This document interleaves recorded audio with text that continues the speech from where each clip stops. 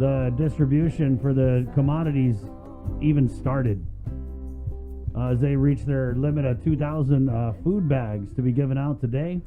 A couple questions on that is, what are we doing to give out more food? Because obviously the need is great if you look at the distribution of the commodities and the grab-and-go meals. So yeah, that's the question I would pose, is we're doing it again on Friday. How are we going to ensure that people who need food are not turned away when we're sitting on millions and millions upon millions of gajillions of dollars in CARES Act funds that could be used to provide food assistance, to provide mass feeding? So that's the call I'm putting out. Let's figure this out, guys. One Guam approach. I mean, I did see that we made improvements in the distribution by adding more sites, but I don't think that our elected leaders have truly grasped, and this is something sound like a broken record, been saying it since day one, they have not truly grasped the need that our people are in. And it's very easy to see if you get out here and look around. 749, and we talk about need as people start to go back to work and we inch towards normalcy. When people go back to work, a lot of people need childcare. And I want to bring on Dr. Jaylene Kent, she's a local business owner. Bree, she's also done a couple terms, I think, heading the Guam Women in Construction group. She's also a member of the Guam Women's Chamber. Okay. So good morning, Dr. Kent. Oh, wait, that's Lonnie. Okay, hold on. There you are, Dr. Kent. Good morning. Can you hear me? That's we can hear you. Okay, gotcha. Okay, I guess first of all, we talked yesterday. Thanks for that. And you were a small business owner. You have employees who have come back to work, but what is it? You have a couple who just don't have the child care that they need to be able to return to the workforce for you? Well, actually, we have been open. We're it's a Coatings Roofing Supply. We're a construction supply company, so Okay. we have been one of the essential businesses. And we have our warehouse and procurement specialist who was able to work from home half-time and had child care. The daycare's closed, but he was able to find half-time someone to babysit his kids. And now as we slowly reopen things, he no longer has, his babysitter has gone back to work. And so he's now in a position where he has to be out of our shop, away from work, all day long. And that can work for some of his duties, but you can't really drive a forklift from home or on Zoom, or, keep the warehouse or get products out to customers and such. So it became a topic of great interest to me on a couple of levels. I also have other women business owners, probably it's more women than men that wrestle with this, who have young ones, and it needs to be hand in glove, this idea of opening up the island with making child care available. And it's of concern to business owners on another level as well, which is we need to retain our employees for PPP funding. So I've found out there's a lot of good things going on here. In my efforts to help my own employee get resources, I've talked to Holly Rustick, who's the chairwoman of the president of the Women's Chamber, and she's on the Recovery Task Force. Talked to Jane Flores, who is very heavily involved in developing the guidelines that daycare centers need to present. And so it's being worked on in a quite serious way to get our daycares open, and it's complicated. But I'll just stop there because I'm sure there are other people who have things to say. Right. No, and I did reach out to Holly this morning. I asked her if she could give us any update on any meetings that went down, and she had said yesterday she met with the Guam Women's Chamber Internal Committee, not in the governor's office. She writes, Chris, we don't have any updates yet, but we as a chamber have been receiving guidelines from our members who own daycares and are collecting them and sending them up for consideration. We've also heard from the Guam Child Care Association, who has sent guidelines, and we've been communicating with our members, so child care and daycares are preparing guidelines, so when they're able to open, they're ready. As far as hearing from the governor's office, I haven't heard back specifically yet, but I do know she's reviewing the data, so hopefully we'll hear something soon on the status. This is, of course, a very delicate topic. The guidelines set forth thus far are very gradual opening as specific precautions, but with the businesses overall opening, we feel like it's something that needs to be addressed, and of course we agree. That's why we have you here. But were those guidelines sent to public health? I mean, the public health, I think, would have to be the one to approve them.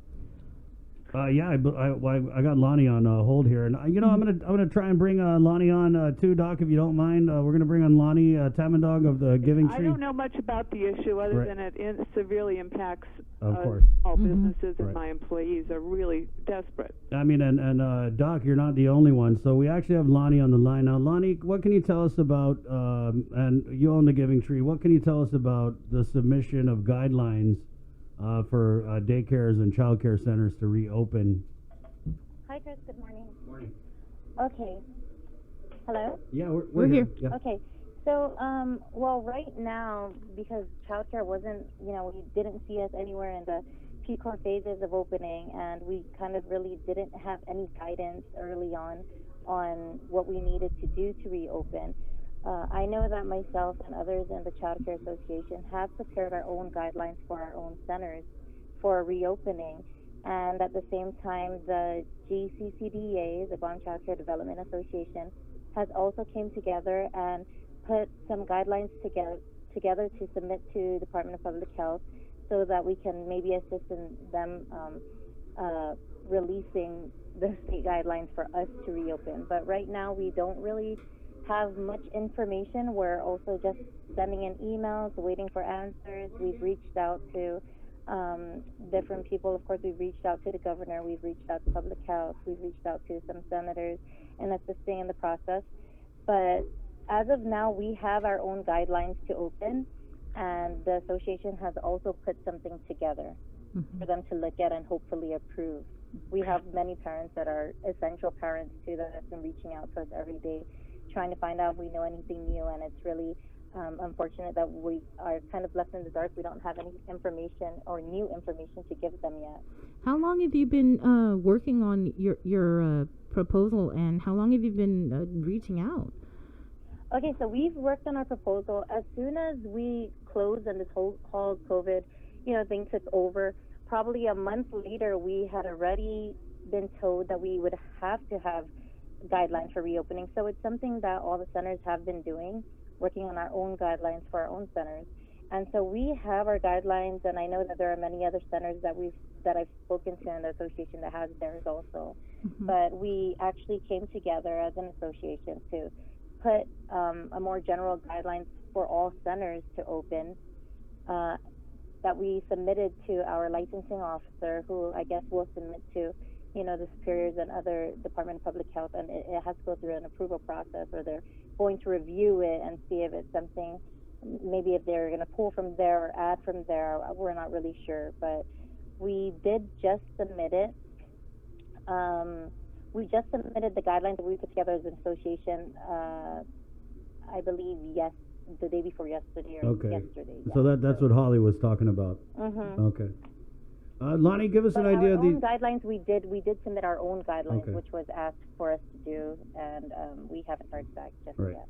Lonnie, are you sending them to the email address guam@littlegardeninter.com? The email address is Stephanie. Okay, so Stephanie, she's the president of the GCCDA. Right. We don't necessarily need to send it to her. Okay. What we are doing is sending it directly to our licensing officer, child care licensing officer.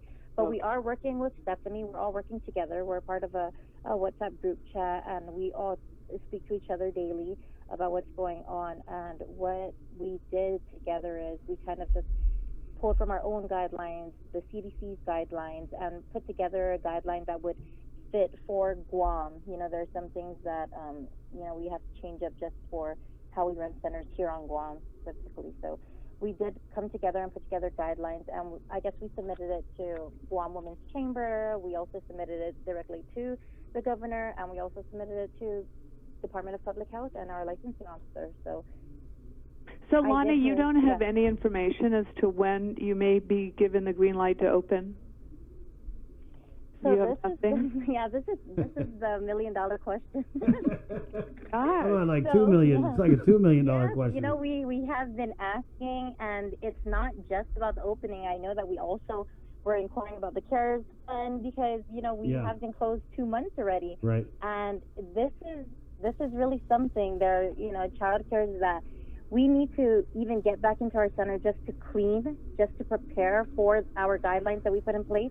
But we're not allowed to. We can't even enter our centers. We were told that we can't even go in for sanitizing or cleaning, which is kind of difficult because for us to even, adhere to the new guidelines, we would need to rearrange furniture. We would need to start putting in more hygiene stations. There's just so much that needs to be done. And so it's a little frustrating because the association is just kind of sitting there like, okay, well, we have these guidelines, but who's going to help us out from here? We need to get back into our centers. And if we don't get back into our centers and if we don't speak to our parents about what's going on or the guidelines, imagine opening day when they finally say, okay, the green light's here, you can open the first week of June. Opening day is just going to be chaotic because we haven't had enough time to prepare. We didn't train our staff. Right. And, the staff needs to be trained on the new protocols that are going to be put in place. We have to change the way we do drop-offs, pickups. We have to change how many body checks or health checks we do on a day. We have to go over the procedures for our isolation, just everything. So we really want to get back into our child care centers. Even if we're not opening yet, we do need the green light to go into our child care centers, prepare our centers for reopening, and just go over the guidelines and training with our staff. Lonnie, I want to go back to the CARES Act funds. Now, there's is it 5 to 6 million, I believe? It is 6.4 million, and they are continuing to pay for children that are under block grant, which is, I guess, part of the CARES Act funding, which is helpful, I guess, for centers that have block grant children or have majority block grant children. But then there are many centers that are not part of that program or don't have that many children. And so for those centers, there just really isn't any support or funding. And from my understanding, the CARES Act is also supposed to provide some funding for us to get our centers ready, get our PPE, do our sanitation, just prepare the center overall, and just to keep the centers afloat.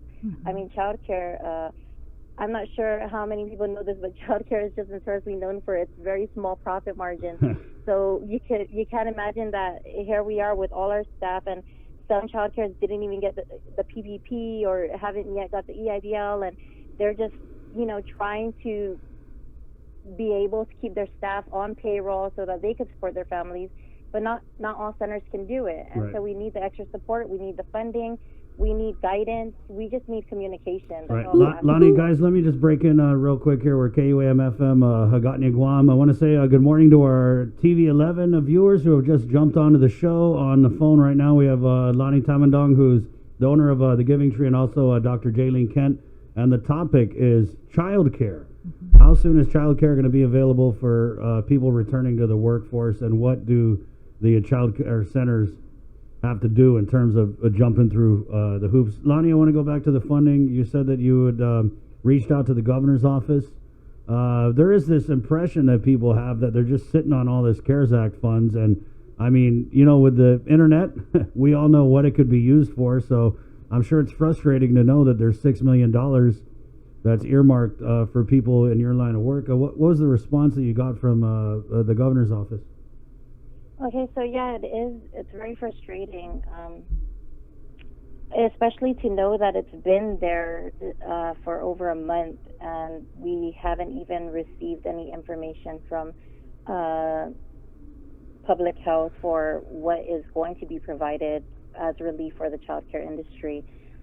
Like I said earlier, at least a little guidance or communication would probably be best, and we probably wouldn't have made so much noise. But I know it's not just me and a few other centers, but we do know that the funding is there. We've reached out and we put out some letters, not just myself, but members of the association, the Child Care Association. They've even submitted a letter directly to the governor, Congressman Mike Nicholas, some senators. So everyone is pretty much aware that we are asking where the funding is, but we haven't received any response to any of our inquiries yet. Wow. Lonnie, are you working with the Recovery Task Force, the governor's guiding body, I guess it's called, because I know Holly Rustic, because I hope she calls in, by the way, the president of Women's Chamber. She's been very active on this issue, or Jane Flores. What about communications with those people who, in theory, are working very closely with the governor on this topic? Well, I actually appreciate them. I am part of the Women's Chamber, so I speak with Eileen, and I did submit our own guidelines for the Giving Tree for Holly and Jane and those guys. So I know that they have been asking a lot of questions. They really want to support and get it out there. I know that. Yeah, I mean, Lonnie and Dr. Kent, it's out there. Like, I mean, you should be able to write the governor a letter and not have to worry about it getting to whoever, you know, and I'm saying, you guys are doing your part. It's all over the media. And really, when we go back to what I said yesterday about communications, how key is Adeloop's communications department in putting out this info? Mosqueda, like, hey, we got the money. We're trying to figure out how to get it out to you. But they didn't announce nothing. Well, you know, to me, it's a even larger issue. It's like common sense. Really? We're opening up the island and we haven't provided for our children. How did that misstep happen? It's crazy because so when I was looking at the P Corps opening phases, and I was like, oh my gosh, there's no childcare here. I'm looking at all these industries going to go back, or the workforces are returning, and I'm pretty sure that there needs to be childcare for these children. So I'm thinking, oh, how are we going to get this economy going? There's no childcare available for anyone that's going back to work. And I think that it just wasn't even thought of, and I hate to say it, but I feel like childcare is always just kind of, put on the back. It's kind of forgotten. It's weird. It's weird because how many people need it? I mean, how many oversight, Lonnie? Really? You think it was just an oversight? I mean, it could be. It could be, but I really think so. Yeah. It's kind of have to be like a hand and glove relationship between opening businesses and making childcare. Yeah, it's crazy because we have many parents that have been needing it. Even when we were first told to close, we have many essential parents. We have parents that are working in clinics, working in the hospitals, police department, fire department. We have children from all kinds of essential working parents, and they have been reaching out to us almost daily. Oh, is there anything new? And it's really hard for us because we're just saying that we're just waiting on more information from the governor and all these things. But everyone's being called back to work now, and they're all kind of just hanging there. And so I stopped charging a holding fee, which is what I used to keep things running. But I can't continue to charge a holding fee when we don't have any information on when we can even open. Right. And I feel so bad for these parents. They need that money to go find a babysitter now, and it's just hard because I can't even get the information out there. Right. On how many childcare facilities are there, and just roughly just an estimate on how many children are seeking these services? Well, so we have, I believe, at least 43 centers out there. Wow. And so there are thousands. There are thousands of families that depend on the child care industry. And I'm not the only one that has parents asking. The whole association, we all share pretty much the same concerns. We're all caught up in the same thing. And even though this is really new for us, this whole COVID thing, even though we may feel a little scared, we're confident that given the proper guidelines and support, we're able to open and support these families and provide care for their children in the safest possible way that we can. Yeah, Lonnie, that was going to actually be my next question, your message to the parents. And I guess, the governor's office of public health, you're confident that with these guidelines that you guys came up with and you put them in place, that you can watch people's kids and mitigate the risk of all the things that we're afraid of. Well, I'd like to add something else in there, that a lot of the parents, so they've got their jobs back, but there's no daycare, so they have to pay a babysitter if they can find a babysitter. Well, a lot of these parents can afford babysitters. They were receiving child care for free on the block grant, and now they're finding themselves unable to afford child care, babysitters, because they were getting their funding through the block grants for the for free daycare. So not only have they been out of work, many of them, now they have this unexpected expense of trying to get back to work to pay a babysitter. So it's really it's an important financial issue on many levels, and I know it's complicated from a health perspective, but we can do this. We need to find, I guess it's the political will, because I know that we can figure it out from a medical perspective and from a policy and procedure perspective. So I'm not sure what the holdup is, but gosh, we cannot open without daycares. Our people cannot come back to work without their children being taken care of. I believe so, and you know, the thing about it is, even if they were to find babysitters, it's going to be more stressful on parents returning to work, not knowing if their children are okay, not knowing if their children are comfortable. They know that their children have been in the child care center and they developed relationships with their caregivers, their teachers. You bet. And not knowing whether or not the babysitter might be carrying the virus, right? Or who has the health certificates, who has the training for first aid and CPR, all those things that come with them putting them in a licensed facility versus now they have to just kind of find or borrow time from someone else that isn't working that could take care of their children. It's just stressful on everybody. I'm pretty sure it'll be stressful on the kids. It's going to be stressful on the parents. Well, that's what we have now. We don't have any real opening guidelines or any information from the governor of when we can start looking into this. Well, does the community development block grant, is that administered through public health? Yes, it is. It is, okay. And so I'm just curious, how does it work? So they, public health, they get the community development block grant money, and then they issue this assistance to those that are enrolled in the program to pay for daycare? Yeah. So how it works is it's federal funds. The people that need assistance with child care would apply, and of course they'd have to be working or going to school. They cannot apply and be under the program if they weren't. I see. And so they would look at their household income and they would determine from there how much they're eligible for.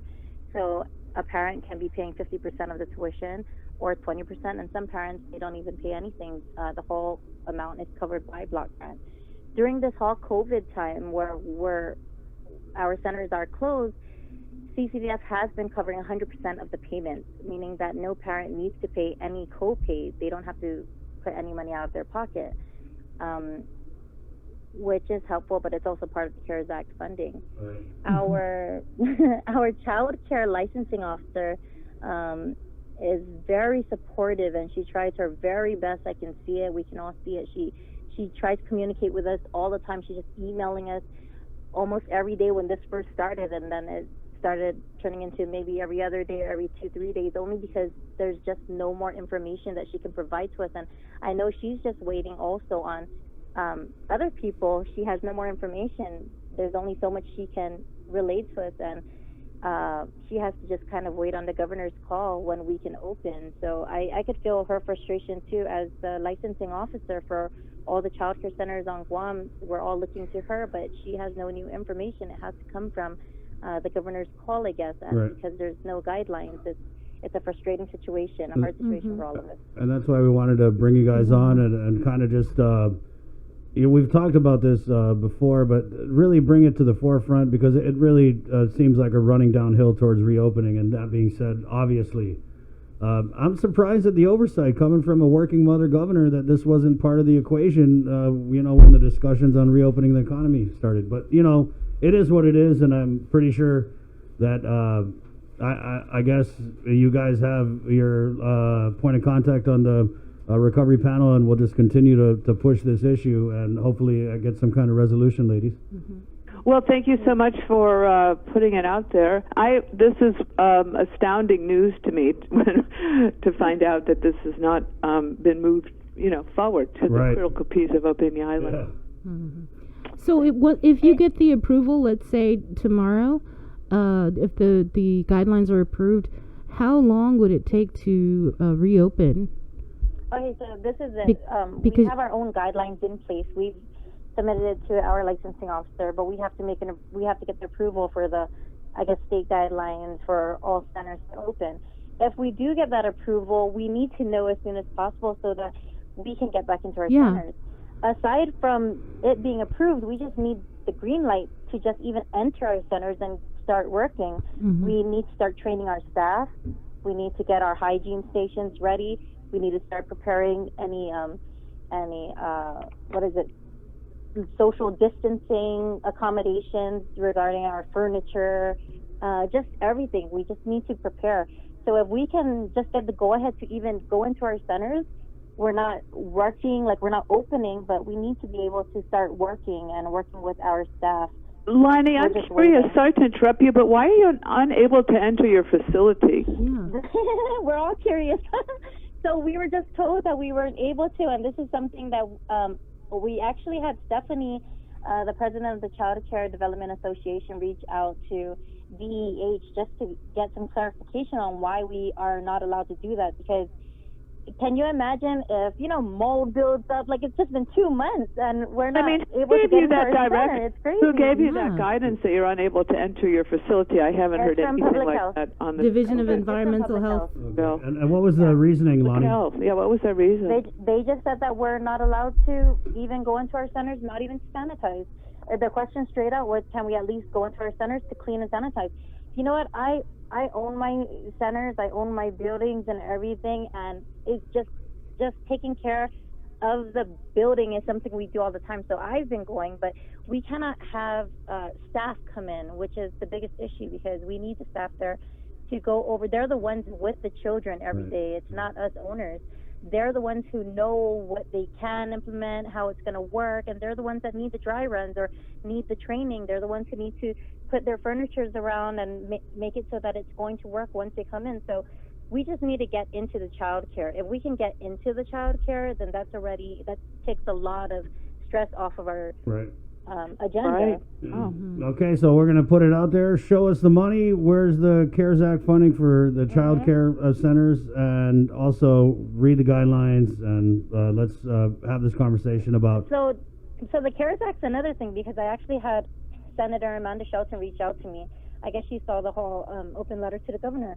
And she said that she had spoken to them, and they said it's going to take another month before applications are available for these grants. Oh, my goodness. Which I find crazy, because, CCDF is already an existing agency. All they did is add money to it. So I don't understand why it takes so long. I mean, the word relief doesn't become relief anymore. It's more like disbelief, like we need to release now. And it's like, how is this going on this long? And Yeah. how is it that our industry, which I believe is very essential. It's essential, yeah. Yeah, it's just kind of forgotten or put on the back, and we're just not being heard, and that's the reason why. Well, you're being heard now, so yeah. thank you. Did Senator Shelton say why it's going to take a month? Nothing's been written up, or I don't get it. She got into it. She reached out to me, I guess, because of all the information I was putting out there on Facebook. Right. And she told me that, I'm gonna get to the bottom of this. I'm gonna find out information for you. I'm gonna try to help you guys. So what she told me is that they didn't give her much information about it, but that they said that it was going to the AGs. That was on Friday. That the spending plan was going to the AGs. Which I actually heard before that it was sitting at the AG, so I was confused. So, we have all these different information. So they said it's only going to the AGs on Friday, and then it will take another month for us to start applying for these. Oh, my goodness. A spending plan going to the AG's office? It's crazy, yeah. So Well, we'll ask about it. she actually said that she's going to try to get more information Right. Yeah. on the reasoning behind it. But another issue that's even coming up again is that they're saying that they're going to do it as competitive grants. We're just like, okay, we're all here and we all need help. And Yeah, they're going to make you guys fight for it. yeah, like why are we going through this, And I guess what they're thinking is because they are given the leeway or the discretion on how to disperse the money. Oh, great. That they're trying to establish a fair process in the event that there's not enough funds. And I was like, that there's not enough funds. There's 6.4 million. There's 43 centers. make it work. Yeah.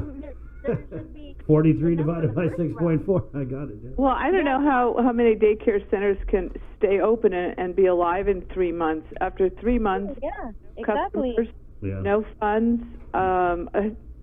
It's a fragile.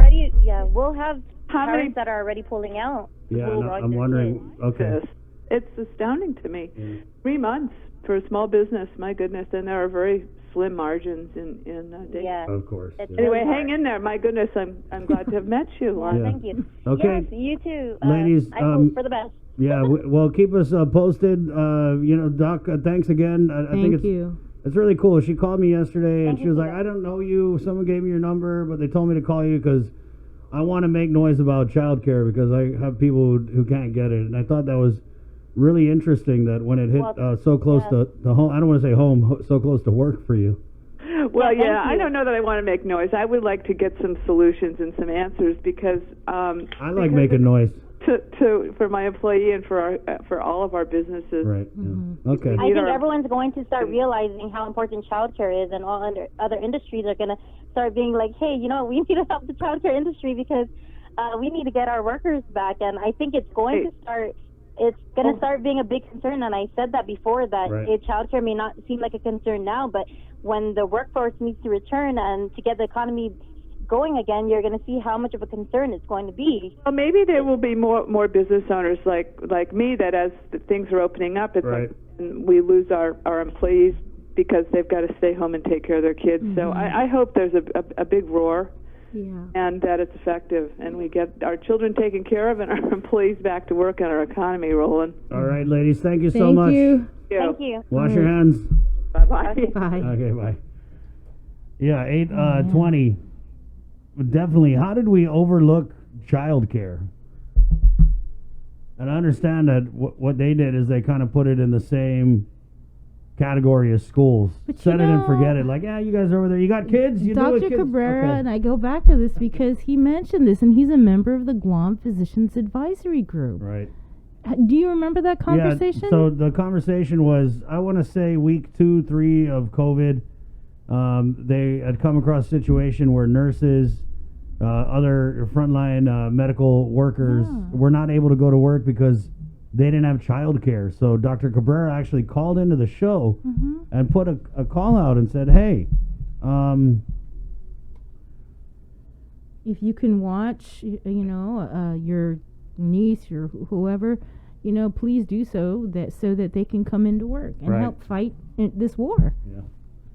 We actually have a couple people from public health calling in. Linda called me last night while I was sleeping, and she shot me a text saying, hey, these couple ladies are going to call your show at 9.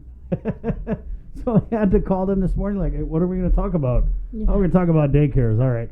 8:21, we've got GDOE Superintendent John Fernandez joining the show in minutes. We're going to do our anthems, and then we're going to knock out the news right here on the KUAM News Takeover, Guam's favorite. It is containing COVID. Good morning.